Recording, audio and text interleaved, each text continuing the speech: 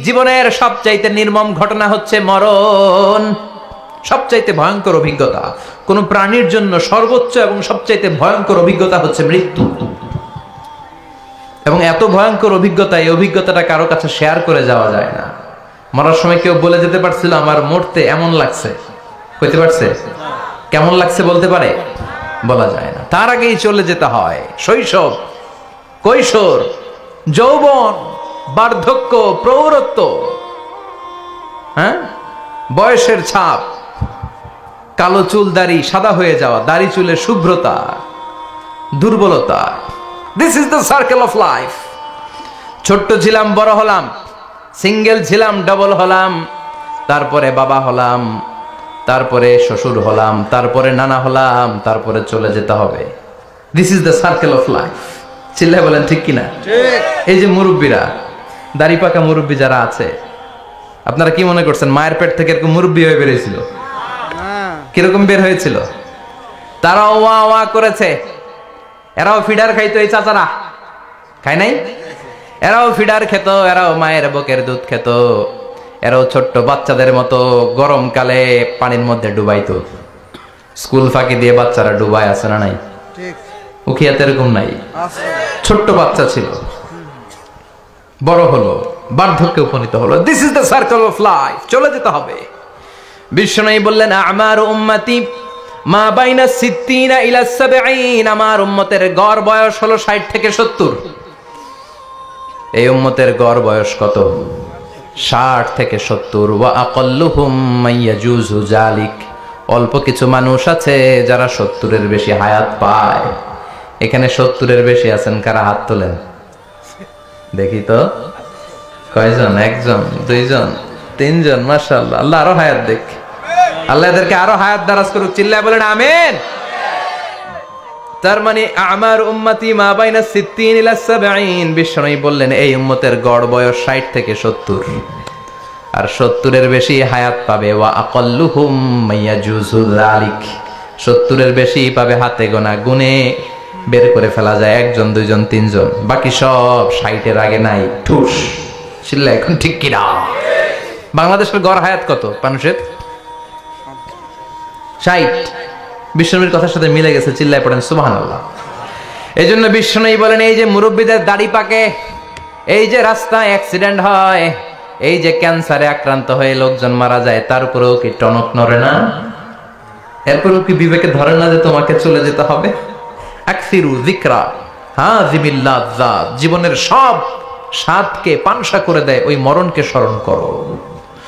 মরণকে স্মরণ করলে জাহান্নাম বরণ করা লাগে না। চিল্লায় বলেন ঠিক কিনা? আবার আল্লাহ বললেন গোলাম, স্পেশাল একজন ফেরেশতা আমি মরণের জন্য সিলেক্ট করলাম, নাম মালাকুল মাউত। তাকে আমরা আজরাইল বলে চিনি। এই মালাকুল মাউত তার বাহিনী নিয়ে নির্ধারিত টাইমে গোটা বিশ্বের সব মানুষের রূহ কবজ করে। অন টাইম নাকি দেরি করে? মালাকুল মাউত আগেও আসে না, পরেও আসে না। সুবহানাল্লাহ পড়েন। সাইয়েদনা সুলাইমান আলাইহিস সালামের ওনার এক ওয়াজির ছিল, মন্ত্রী। ওই মন্ত্রীকে নিয়ে উনি বৈঠক করতেন। ওনার সময় উনি মালাকুল মাউতের সাথে বৈঠক করতেন। শুনতেছেন? আপনাদের মনোযোগ আছে তো? উনি বৈঠকে বসেছেন, মালাকুল মাউতও বসা, ওয়াজিরও বসা। হঠাৎ মালাকুল মাউত ওয়াজিরের দিকে বড় বড় চোখ করে তাকাচ্ছে। বড় বড় চোখ করে তাকানোতে ওয়াজির ভয় পেয়েছে। হঠাৎ মালাকুল মাউত চলে গেল। ওয়াজির বলে ও সুলাইমান আলাইহিস সালাম, এই যে লোকটা বড় বড় চোখ করে আমার দিকে তাকালো, এটা কে? সাইয়েদনা সুলাইমান বলে হাদা মালাকুল মাউত। যে বর্ণনাটা বলছি এটা হাদিস না, এটা হচ্ছে ইসরাইলিয়া, জিউস ট্র্যাডিশন। কোরআন হাদিসের সাথে কোনো দ্বন্দ্ব নাই, তাই বর্ণনা করা যাবে। বিষ্ণু বলেছেন বাল্লিগু আন্নি ওয়ালাউ আয়া। আবার বলেছেন ওয়া হাদিসু আন বনি ইসরাঈলা ওয়ালা হারাজ। বনি ইসরাইলের ট্র্যাডিশন বর্ণনা করো, জিউস ট্র্যাডিশন বর্ণনা করো, এতে কোনো সমস্যা নাই। ওয়াজির বলে ও সাইয়েদনা সুলাইমান, বড় বড় চোখ করে যে তাকালো লোকটাকে? সাইয়েদনা সুলাইমান বলে হাদা মালাকুল মাউত, এটা মৃত্যুর ফেরেশতা। ওয়াজিরের কলিজায় পানি নাই। এটা কি ফেরেশতা? শুনে তো পিলে চমকে গিয়েছে। কয় কি? মালাকুল মাউত তো আমার চিনে ফেলাইছে, বাড়ি চিনে ফেলছে, আমার খবর আছে। সাইয়েদনা সুলাইমান আলাইহিস সালাম জিনদেরকে দিয়ে কাজ করাতেন, মেঘমালাকে দিয়ে কাজ করাতেন। বিশাল সিংহাসন নিয়ে পৃথিবীর প্রাচ্য থেকে পাশ্চাত্যে ঘুরে বেড়াতেন। সাইয়েদনা সুলাইমানকে ওয়াজির বলে, ও সুলাইমান, মেঘমালাকে আদেশ করে দেন, আমি আর এই ফিলিস্তিনের ভূখণ্ডে থাকতে চাই না। আকাশের মেঘমালার উপরে আমারে বসিয়ে দেন, আর বলে দেন আমারে নিয়ে যেন আকাশের মেঘমালা হিন্দুস্তানের ওই দূর পর্বতে রেখে আসে। আকসা আল হিন্দ, হিন্দের সবচেয়ে দূরবর্তী জায়গায় যেন আমারে রেখে আসে। সাইয়েদনা সুলাইমান বললেন, আকাশের মেঘ যাও, আমার ওয়াজিরকে নিয়ে হিন্দুস্তানের একটা উপদ্বীপে রেখে আসো। রেখে আসা হলো। কিছুক্ষণ পর মালাকুল মাউত সাইয়েদনা সুলাইমানের কাছে হাজির। সাইয়েদনা সুলাইমান বললেন, ও মালাকুল মাউত, কই ছিলা? কই, একটু আগে হিন্দুস্তান থেকে আপনার ওয়াজিরের রূহ কবজ করে আসছি। সুবহানাল্লাহ পড়েন। এটা আবার কেমন কথা, তুমি ওইখানে গেলা কেন? কয়, রব্বুল আলামিন কিছুক্ষণ আগে আমার কাছে পয়গাম পাঠিয়েছে, যাও ওয়াজিরের রূহটা কবজ করো। কবজ করার জায়গা হলো হিন্দুস্তানের উপদ্বীপ। কোন জায়গায়? মালাকুল মাউত এসে দেখে সুলাইমান নবীর সাথে মিটিং করে। ওয়াজির কার সাথে মিটিং করে? সুলাইমান নবীর সাথে। কিন্তু ফরমানে লেখা রূহ কবজ করতে হবে কোথায়? হিন্দুস্তানে। সুবহানাল্লাহ কইবেন না? এজন্য বড় বড় চোখ করে আমি তাকিয়েছি, আর মনে মনে ভাবলাম টাইম তো নাই, কারণ মৃত্যু তো অন টাইমে হতে হয়। এখনই ওর রূহ কবজ করতে হবে। কেমন করে ওইখানে যাবে আমি জানি না, আমি আগে চলে যাই। মালাকুল মাউত চলে গেল, যে দেখে ওই জায়গায় ওয়াজিরও হাজির। সাথে সাথে রূহ কবজ করে আল্লাহর কাছে চলে গিয়েছে। পড়েন সুবহানাল্লাহ। এজন্য আল্লাহ বললেন, মালাকুল মাউত আমি নির্ধারণ করে দিয়েছি, পৃথিবীর প্রতিটি মানুষ মালাকুল মাউতকে দেখবে, চাক্ষুষ দেখবে, ভালো হলেও দেখবে, খারাপ হলেও দেখবে। কার কথা? ভালো মানুষ যদি হয়, আল্লাহওয়ালা যদি হয়, ইসলাম প্রিয় যদি হয়, ডানপন্থী যদি হয়, মৃত্যুর সময় মালাকুল মাউত আলা সূরাতি শাবিন আলা আহসানি সূরা, একজন যুবকের আকৃতিতে চমৎকার ধবধবে সাদা একটা জুব্বা পরে, জান্নাত থেকে জান্নাতি কাফন নিয়ে, হানুত মিন হানুতিল জান্নাহ, জান্নাতের সুগন্ধি নিয়ে মুমূর্ষু রোগীর মাথার সামনে এসে বসে যায়, আর দেহটার ইঙ্গিত করে বলে, ইয়া আইয়াতুহান নাফসুত তাইয়্যিবা, ও পবিত্র আত্মা। আরেক বর্ণনায় এসেছে, ইয়া আইয়াতুহান নাফসুল মুতমাইন্নাহ, ও প্রশান্ত আত্মা, উখরুজি ইলা মাগফিরাতিম মিনাল্লাহ, আল্লাহর ক্ষমার দিকে বের হয়ে আসো।